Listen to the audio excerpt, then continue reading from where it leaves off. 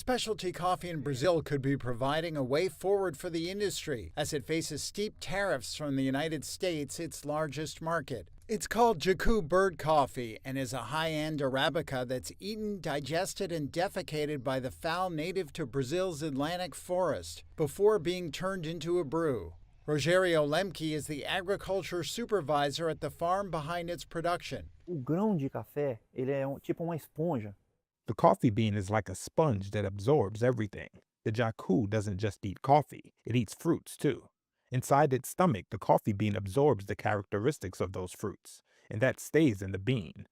E aí fica ali dentro do grão. Quando eu torro este café, When I roast that coffee, the flavors are enhanced, making it a fruity coffee with more balanced acidity and bitterness. So it's a different coffee because of those characteristics.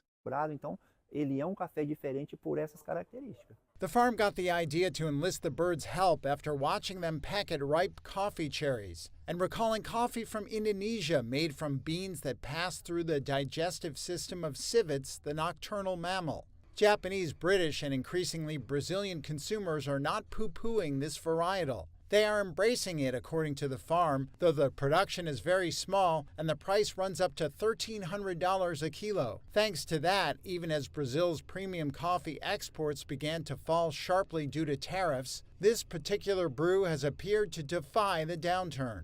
It is providing a potential roadmap for the industry that its future may depend on reaching beyond its biggest traditional market, as exports to the U.S. fell 70% in August from July, according to the Brazilian Specialty Coffee Association. As tarifas são preocupantes. Tariffs are a concern, of course, for everyone.